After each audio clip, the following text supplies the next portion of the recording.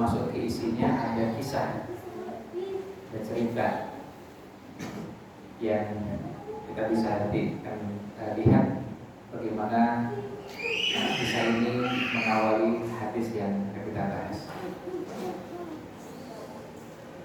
Imam Abu Daud meriwayatkan dengan sanadnya dari gurunya Musa'ad bin Musa'ad, kemudian dari gurunya lagi sampai kepada Kathir bin Qais. Beliau seorang tabi'in. Beliau menuturkan bahwa beliau mengatakan kuntu jalisan ma'a Abi Darda. Pernah suatu ketika saya duduk bersama sahabat Abu Darda. Sahabat Abu Darda ini merupakan salah seorang sahabat yang mulia, meskipun tidak banyak meriwayatkan hadis, dan beliau termasuk salah seorang sahabat Ansor. Kalau kita mengenal sahabat itu biasanya terbagi dua, ada Muhajirin dan Ansor. Nah, sahabat Abu Darda termasuk sahabat Ansor. Ansor itu terbagi dalam dua, Aus dan Khazraj. Nah, sahabat Abu Darda ini dari Khazraj. Nah, kemudian beliau ini termasuk sahabat yang wafatnya tidak jauh dari Rasul Sallallahu Alaihi Wasallam. Dia pada usia pada tahun 32 Hijriah. Berbeda dengan Anas bin Malik yang meninggalnya pada tahun lebih dari tahun 80-an Hijriah dan baru tahun 30-an.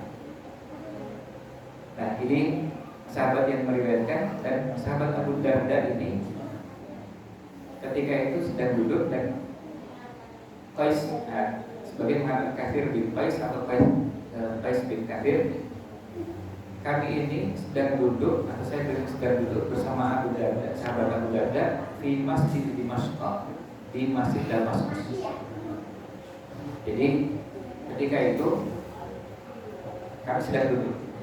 Saya secara sedang duduk dengan sahabat Abu Darda. Saya langsung bahas beberapa pelajaran yang kita bisa ambil.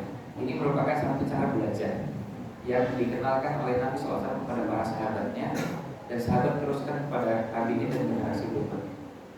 Itu kebiasaan apa? Kebiasaan dekat dengan orang-orang soleh, orang-orang yang berilmu. Karena kita tidak tahu kapan ilmu itu hanya terdapatkan. Kalau dalam bahasa Arab sistemnya namanya mulazamah.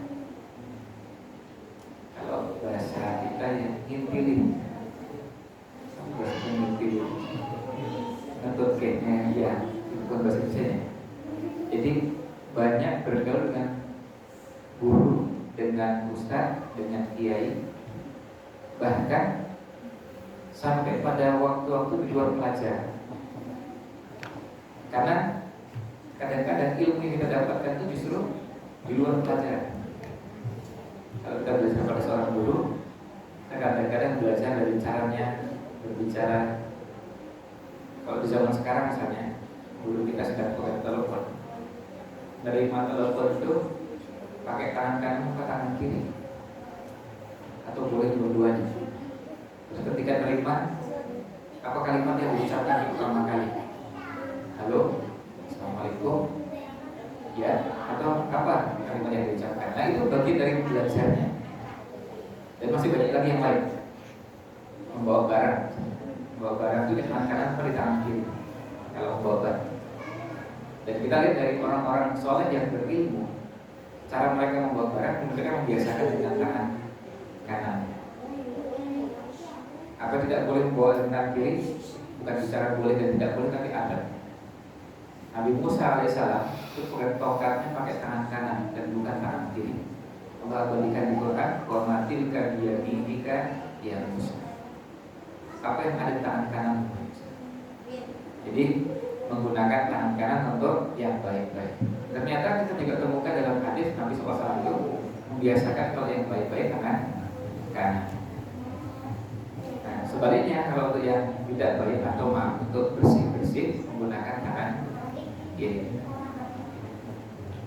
Nah, yang maaf seperti misalnya buang hajat, lalu istinja, pakai tangan kiri.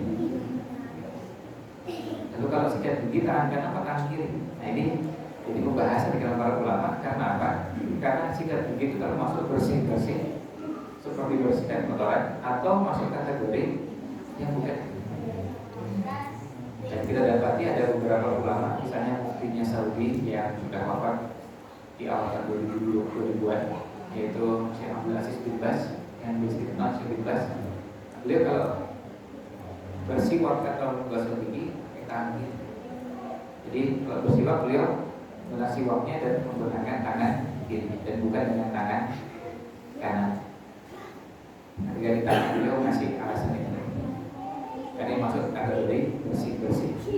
Sama sekali, maaf kalau misalnya kita bersih-bersih habis buang air kecil, buang air besar, juga namanya bersih-bersih. Tapi intinya dari sini kita dapat pelajaran berharga dari kegiatan sehari. Jadi duduk-duduknya, ngobrol-ngobrolnya juga dipilih.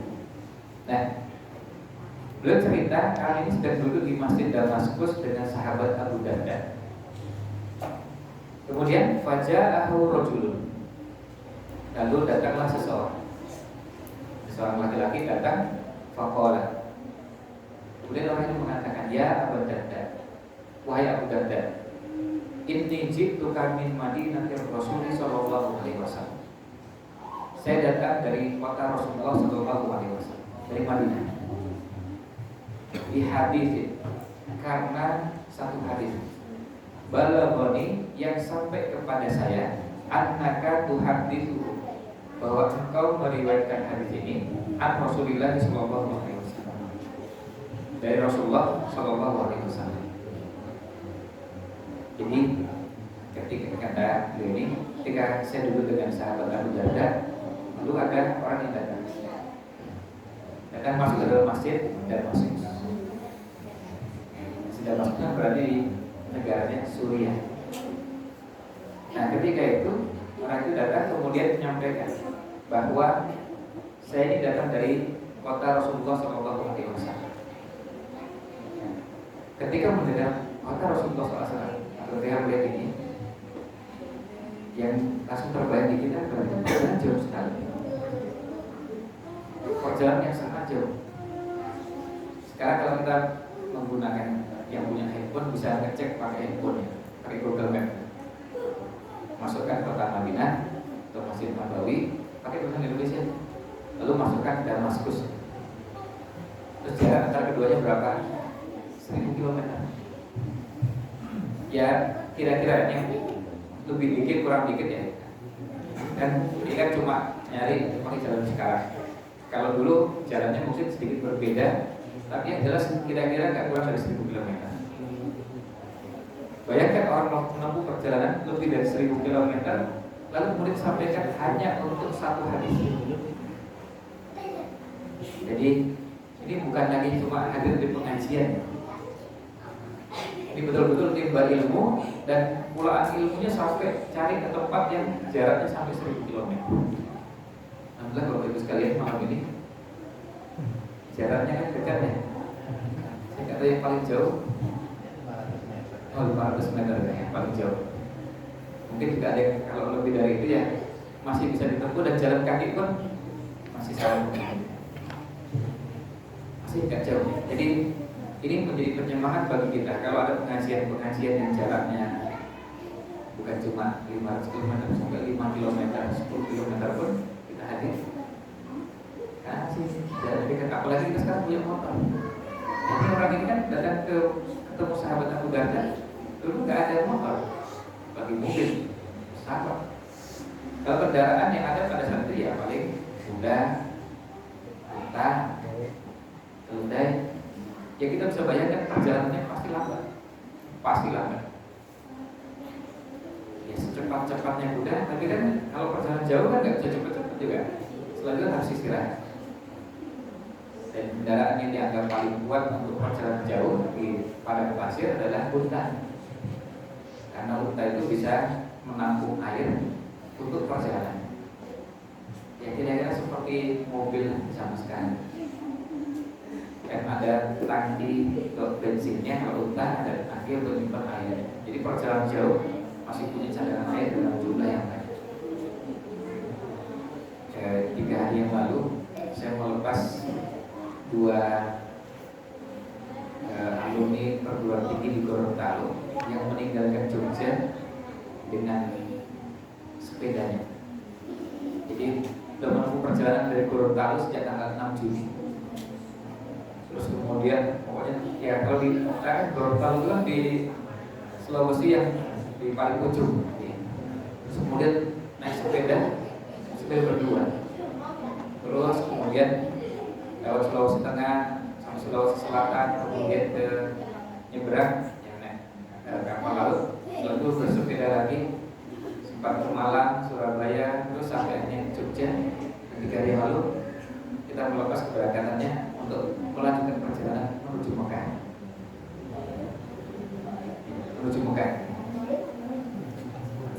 Saya selalu membayangkan itu. Ya, saya juga pernah bersepeda tapi gak jauh-jauh. Kalau menuju Mekah sudah kebayang berapa? Kan pertanyaannya kira-kira berapa bulan atau berapa tahun gitu? Kan gitu, bukan berapa hari. Kalau berapa hari perjalanan kan? Sebenarnya saya dihubungi persis baru ketika saya tunggu komat yang bersangkutan menghubungi kita berjalan ke Kebumen menuju Purwokerto.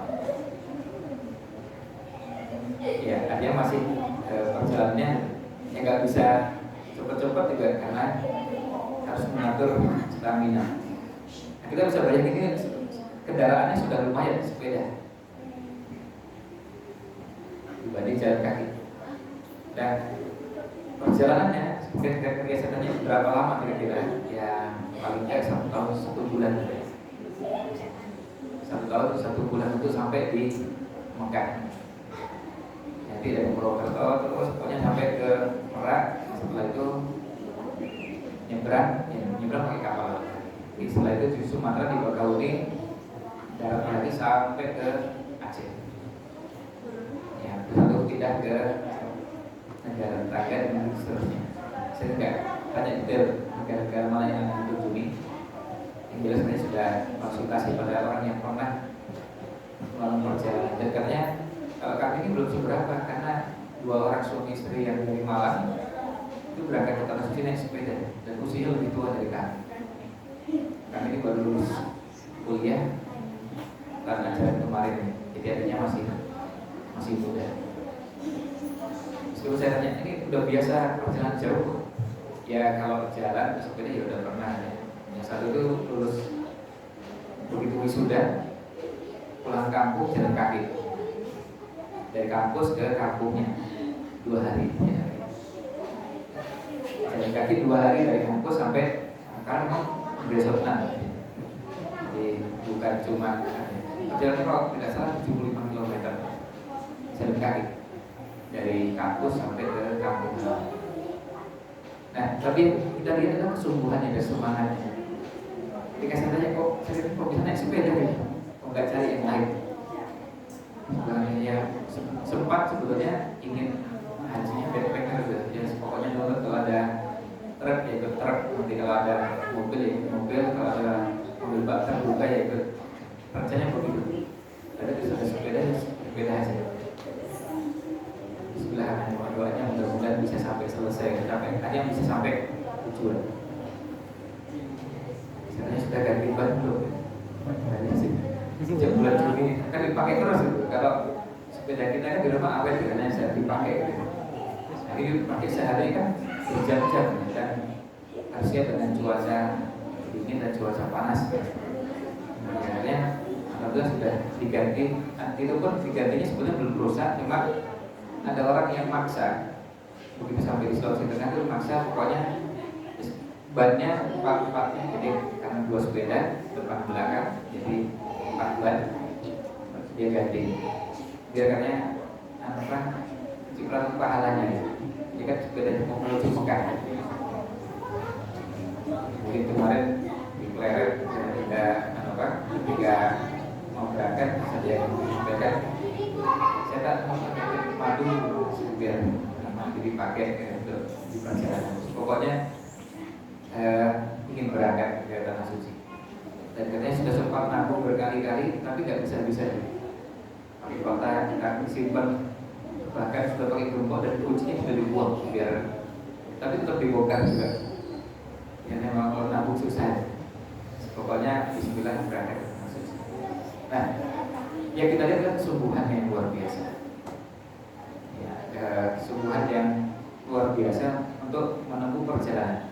Dan perjalanan itu bisa perjalanan beribadah seperti haji dan umrah, dan perjalanan untuk menuntut ilmu seperti yang ada dalam hadis ini. Dan kita bisa bayangkan 1000 km itu pada masa lalu ditempuh dengan perjalanan berapa hari? Mekah Madinah saja ya, nggak sampai 500 km, yang 400 sekian kilometer itu ditempuh dengan perjalanan 1 pekan. Pada masa itu dalam waktu sekitar 1 pekan. Ya, ini berarti kalau 1000 ya kira-kira 2,5 pekan gitu ya. Nah, ketika mendengar itu, kemudian sahabat Abu Darda bertanya,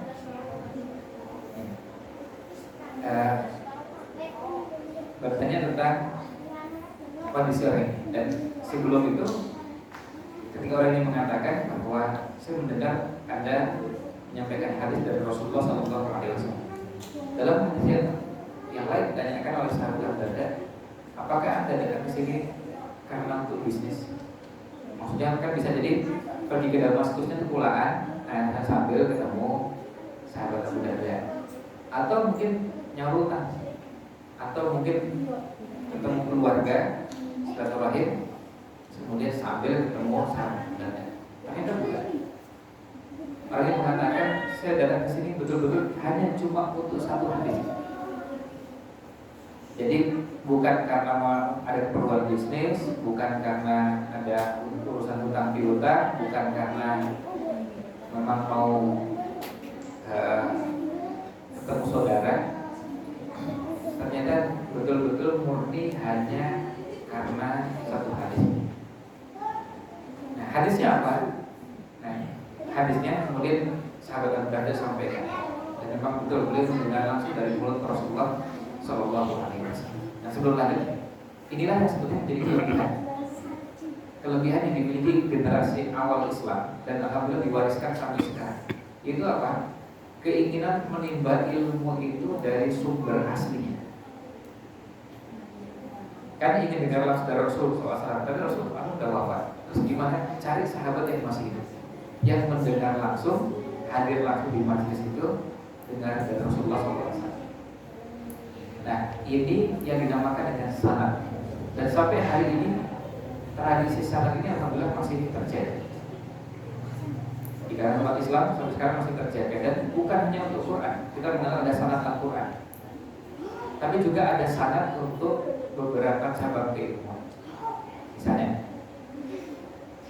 sanad untuk kitab fikih.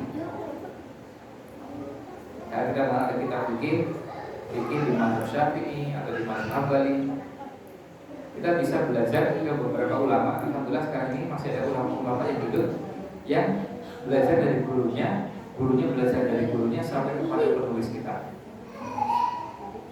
Saya pernah belajar pada seorang ulama dari India yang beliau belajar dari gurunya dan punya sanad sampai kepada Imam Nawawi yang menyusun Arba'in Nawawi. Saya belajar pada beliau beberapa bulan, dan beliau mau mengajarkan sambil dengan syarat harus disiplin dan seterusnya, baru kita bisa. Pernah sempat belajar Umdatul Ahkam, Bulughul Maram, dan beberapa kitab-kitab yang lain. Dan alhamdulillah masih ada ulama-ulama di zaman sekarang, baik di Timur Tengah, di Saudi, di Mekah, di Madinah, di Mesir, di Sudan, di Yaman, dan beberapa negara yang lain, yang beliau belajar dari gurunya belajar dari gurunya sampai kepada penulis buku. Kalau hadis sampai Rasulullah SAW. Dan ini menjadi salah satu kelebihan yang ada di umat Islam, di umat agama lain. Contohnya misalnya gini. Sekarang kalau kita mengenal buku filsafat, misalnya ditulis oleh seorang tokoh filsafat, itu sampai sekarang dipertanyakan itu betul asli tulisan yang bersangkutan. Siapa bisa memastikan ketika penulisnya sudah wafat ratusan tahun sebelum? Jangan-jangan yang nulis yang lain.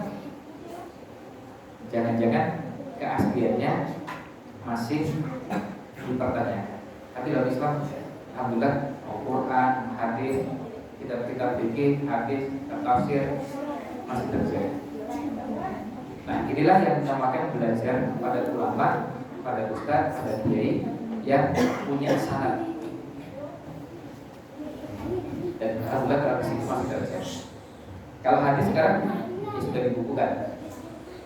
Nah, kemudian apa hadisnya?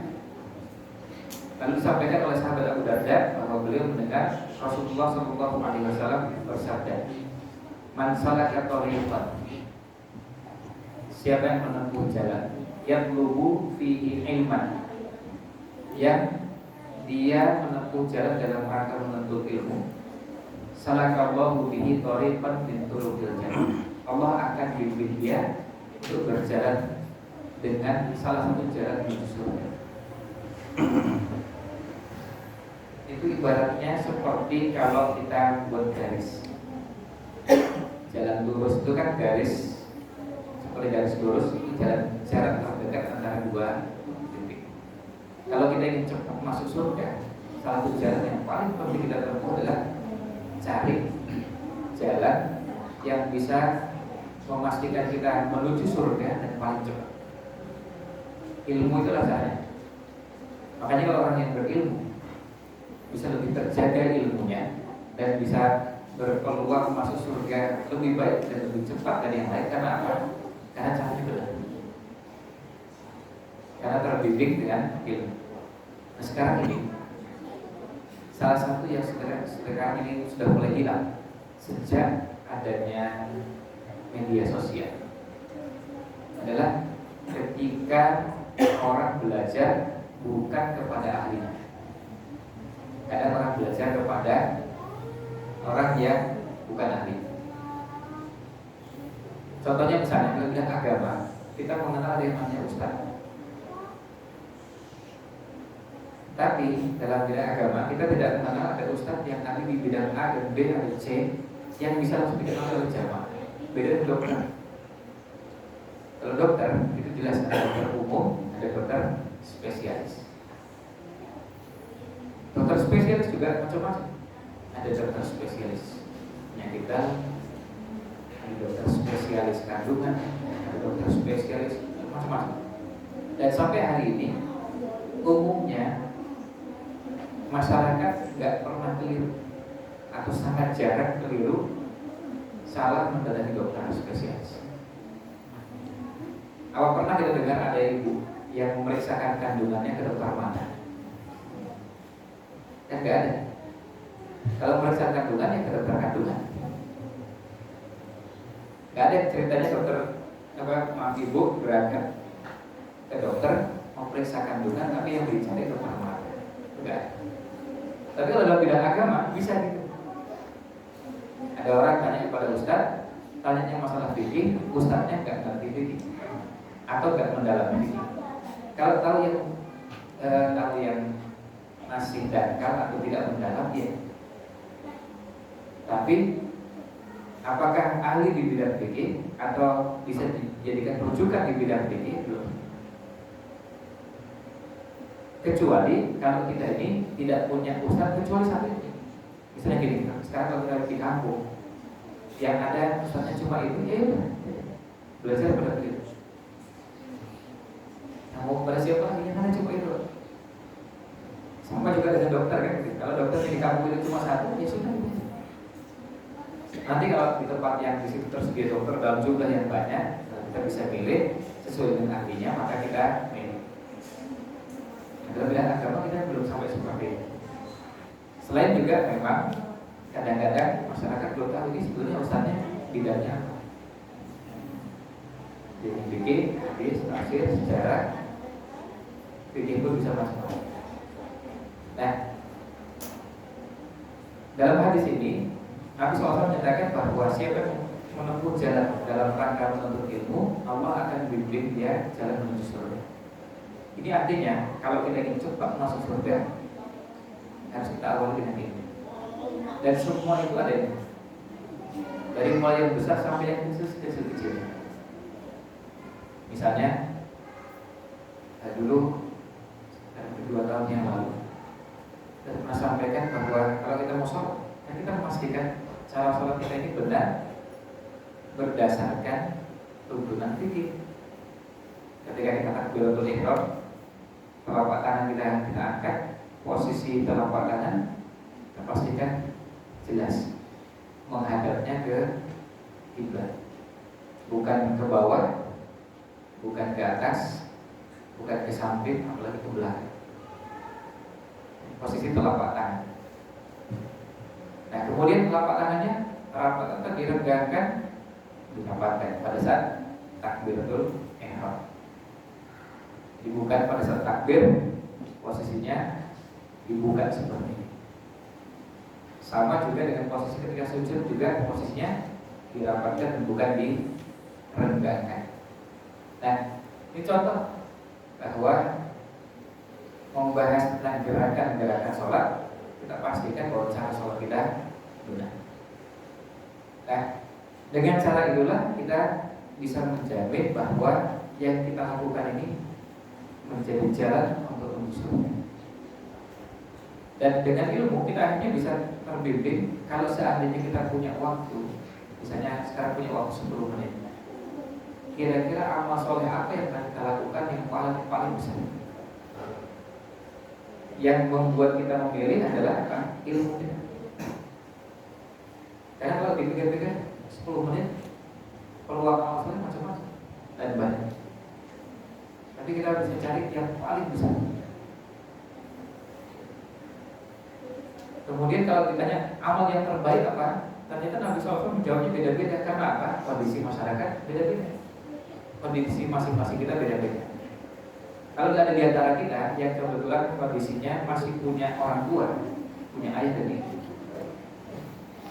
berarti masih punya pintu surga yang Allah bukakan untuk kita. Sebagai anaknya punya peluang. Pintu surganya apa? Gak usah kemana-mana, gak usah jauh-jauh, berbakti pada orang. Dan pahalanya jelas langsung surga. Dan pahalanya bukan seperti baca Quran. Baca Quran 1 huruf 10 pahala, 2 huruf 20 pahala. Kalau berbakti kan balasannya langsung surga.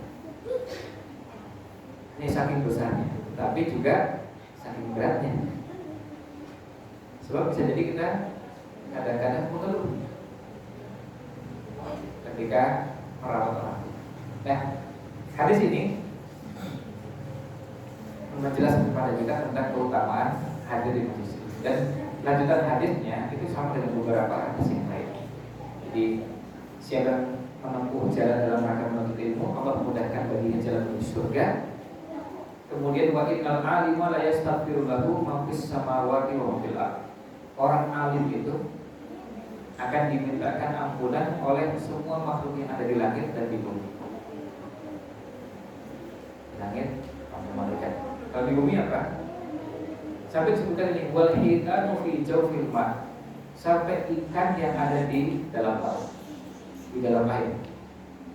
Ikan yang ada di air pun memintakan ampunan untuk orang alim yang mengajarkan ilmu. Wa inna fadlal alimi 'alal 'abidi, dan sesungguhnya keutamaan orang alim dibanding orang ahli ibadah kafadlil qamari lailatul badri 'ala sa'iril qawamidi, seperti keutamaan bulan purnama dibandingkan bintang-bintang yang ada di langit. Kalau begitu bulan muncul, bintang-bintang itu hilang, tidak muncul. Wa innal ulama'a warathatul anbiya, dan sesungguhnya ulama itu pewaris para nabi. Wa innal anbiya'a lam yuwarithu dinaran wa dirham, dan ulama itu dan para nabi itu tidak meninggalkan warisan dalam bentuk dinar dan dirham, apalagi dolar maupun rupiah. Tidak meninggalkan dengan mata uang. Tapi apa? Warathul ilma, tapi mereka mewariskan ilmu. Faman akhadahu akhadha bihadzin wafir. Siapa yang mengambil ilmu, maka dia mengambil bagian yang banyak. Pernah suatu ketika seorang sahabat melihat ada orang ramai di pasar, orang yang sibuk dengan aktivitas di pasar. Jadi kan bisa dilihat orang di pasar, ada yang memang melakukan kegiatan di pasar karena mencari nafkah, tapi ada juga orang yang memang ambisinya terhadap harta luar biasa. Nah, suatu ketika sampai kan kalian kok kumpul di sini, lu di masjid ada orang bagi-bagi warisannya Nabi SAW. Itu masjid, ada. Sampai di masjid, warisannya, kok nggak ada? Ya pengajian. Pengajian itu adalah bentuk orang bagi-bagi warisannya Nabi SAW. Karena apa? Nabi SAW tidak meninggalkan dinar atau dirham. Kita bisa lihat dalam Sirah Nabawiyah, yang kebetulan kalau bulan Rabiul Awal ini kan sering dikaitkan dengan 3 peristiwa dari Nabi SAW, lahirnya, hijrahnya, dan wafatnya. Itu sama-sama semuanya di bulan Rabiul Awal. Nabi SAW sampai akhir hayatnya, barang yang beliau tinggalkan apa? Meninggalkan barang-barang perabotan rumah tangga? Ada, tapi tidak banyak. Uang enggak banyak. Tapi yang beliau tinggalkan dalam bentuk ilmu untuk diamalkan luar biasa. Ilmu jadi panduan beliau. Makanya sekarang ini salah satu yang harus kita munculkan semangat adalah gimana caranya kita mencari bekal sebanyak-banyaknya untuk kehidupan kita. Dan ternyata untuk semua hal, baik untuk urusan dunia maupun akhirat, kita membutuhkan. Kita membutuhkan ilmu. Untuk dunia kita perlu ilmu, untuk akhirat juga perlu ilmu. Seperti tadi kalau saya cerita tentang sepeda, ternyata kalau bicara tentang sepeda itu ada ilmu, dan ilmunya dari mulai yang besar sampai yang kecil-kecil. Sampai ada orang yang ahli pada bagian-bagian kecil dari sepeda. Di ilmu agama juga begitu, fikih juga begitu, hadis, tafsir. Contohnya gitu. Kalau di fikih mazhab Syafi'i, ini kebetulan cuma mazhab Syafi'i, mazhab yang lain nggak sampai begitu. Di mazhab Syafi'i itu, kalau orang sholat, dahinya harus terbuka, dahi jidatnya harus terbuka, dan terbukanya itu yang penting terbuka meskipun sedikit. Kalau sampai tidak terbuka sama sekali, maka sholatnya batal. Ya kan, batal itu artinya apa? Tidak sah. Berarti harus mengulang. Jadi contohnya misalnya, saya kasih seperti ini. Ya kan, ketika sujud ada penghalang. Ya, penghalang itu nempel dengan tubuh. Maka kalau sholat seperti ini, sholatnya tidak sah. Karena apa? Tidak ada bagian dahi yang bisa langsung nempel dengan alas. Tapi kalau dinaikkan sedikit, batasannya apa? Meskipun cuma sedikit, sudah sah. Sebagian ingin meyakinkan, maka kemudian ada yang kalau mau sholat dinaikkan supaya betul-betul tidak ada yang menghalang. Tapi kalau seandainya sebagian, sebetulnya sudah sah.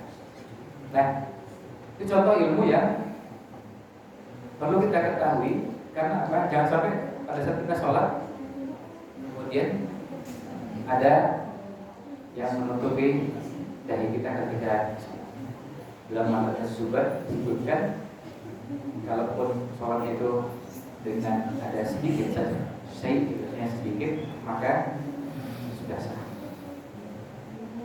Demikian pula kalau kita masuk ke bahasan yang berhubungan puasa, berhubungan dengan zakat dan yang lainnya, kita akan merasakan bahwa ternyata punya ilmu itu membantu kita memudahkan mengerjakan banyak hal. Kalau kita tahu tuntunannya, kalau itu berhubungan dengan sholat, kita akan terbimbing dan membuat hati kita jadi tenang. Makanya kalau bisa setiap hari kita meluangkan waktu meskipun sebentar supaya ada tambahan ilmu yang masuk, apapun itu. Dan Islam jadi satu-satunya agama yang perhatiannya sangat besar. Salah satu ilmu yang pentingnya luar biasa, salah satu bukan satu-satunya, satu ilmu yang penting yang luar biasa dan harus kita biasakan adalah kisah. Jadi hadis yang kita bacakan ini jelas hadis di Sunan Abi Daud, tapi isinya kisah. Dan dari kisah itu kita bisa melakukan pelajaran. Nah, ini salah satu yang kekayaan yang kita miliki, yang harus kita rawat, kita jaga, dan jadikan panduan. Quran itu sebagai ulama mengatakan sepertiganya isinya kisah. Kita mulai baca surat Al-Baqarah ada kisah, Ali Imran ada kisah, masuk ke surat An-Nisa atau apa saja suratnya, sampai ke tengah Quran, ke tengah Mushaf, surat Al-Isra kisah, ke surat Al-Kahfi kisah Al-Kahfi, masuk surat berikutnya surat Maryam kisah lagi, kisah Maryam, masuk ke berikutnya kisah luar biasa. Jadi kita harus biasakan dalam kehidupan kita. Salah satu yang kita cari, ilmu yang kita cari adalah tentang kisah. Tapi kisahnya jangan kisah-kisah yang gak jelas, dongeng yang gak jelas sumbernya. Saya tidak tahu apakah kemudian tabiat atau perilaku sebagian orang di Indonesia itu curang atau suka berbuat licik karena pelajaran kisah yang diajarkan sejak kecil. Kancil, mencuri, timun. Banyak dari kita yang sangat kenal dengan kisah itu. Dan kemudian yang luar biasa, kancil tidak pernah terjerat hukum. Jadi sudah mencuri, terus kemudian lolos terus. Dan apakah lalu kemudian cerita ini yang akhirnya membuat gimana caranya kalau kita melakukan sesuatu sampai salah pun mencarikan cara supaya lepas. Nah, kalau bisa kisah-kisah itu yang mengisi cara berpikir kita, dari mulai kisah para nabi, rasul, kemudian sahabat, tabi'in dan ulama Islam sampai zaman kita sekarang. Dan alhamdulillah Islam sangat kaya dengan kisah.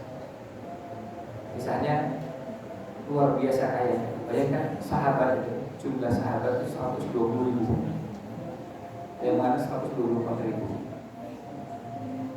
Bukunya yang berbicara tentang biografi sahabat itu ada yang tebalnya setengah meter. Kalau mau diceritakan kan bertahun-tahun. Kalau mau diceritakan, ini cuma sahabat, belum tabi'in, belum generasi berikutnya sampai zaman kita sekarang. Dan alhamdulillah inilah yang menjadi kelebihan dimiliki umat Islam. Yang terakhir, satu kisah yang juga dimiliki umat Islam di Indonesia adalah kisah sejarah Indonesia. Indonesia ini kan di dalam sejarahnya ada perjuangan para pahlawan yang luar biasa, yang nama-namanya harus kita kenal, anak-anak kita harus kenal. Maaf, mungkin bapak-bapak, ibu-ibu, apalagi yang usianya di atas 35 tahun, di atas 40 tahun, pelajaran sejarah waktu itu masih sering dan sangat kuat. Kalau kita menyebut nama Pangeran Diponegoro, kita sangat hafal dan ingat. Sampai kemudian sebagian hafal dengan bagaimana ketika Pangeran Diponegoro dikepung oleh Belanda, kemudian melarikan diri, lalu dan seterusnya sampai terakhir pengkhianat. Dan kita dapatkan kisah itu menyedihkan sampai tujuannya akhir berjuang. Lalu kemudian yang menyedihkan adalah ada pengkhianat yang kemudian akhirnya membuat penjajah berhasil menangkap kapal. Kok kayaknya berulang lagi ya? Begitulah sepanjang sejarah berulang. Kok dulu ada pengkhianat, lalu kemudian sekarang juga apa yang kemudian ya begitu kisahnya. Tapi yang jelas ini pelajaran bagi kita. Mudah-mudahan dengan barang hadis ini ada manfaat yang kita bisa ambil, termasuk motivasi kita untuk terus belajar. Selanjutnya ilmu agama juga belajar kisah. Mudah-mudahan pada kesempatan yang lain kita bisa fokuskan kajiannya lebih kepada kisah, dimulai dari sirah nabawiyah, kemudian kisah para sahabat dan yang lainnya, tapi tidak dalam bentuk kisah yang sangat detail. Paling tidak kita mengenal topik-topik dari kehidupan Nabi Sallallahu Alaihi Wasallam dan para sahabat serta orang-orang yang perlu kita kenal.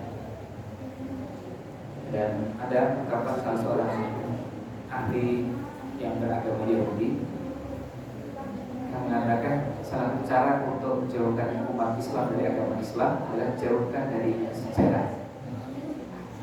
Jadi kalau sekarang kita mulai ngerti, kita sekarang mendapati anak-anak kita mulai nggak ngerti sejarah, berarti ini tanda-tanda kita sudah mulai jauh dari agama. Anak-anak lebih kenal dengan Skokop daripada Mus'ab bin Umair atau Khalid bin Walid dan yang lainnya. Dan sampai tidak kenal nama-nama beberapa sahabat, tapi tokoh-tokoh itu lebih tokoh-tokoh di dunia kartun lebih dikenal. Demikian yang sedang sampaikan. Jadi mohon maaf kalau ada yang kurang berkenan. Subhanallahumma wa bihamdika asyhadu an la ilaha illa anta astaghfiruka wa atubu ilaik. Assalamualaikum warahmatullahi wabarakatuh. Waalaikumsalam.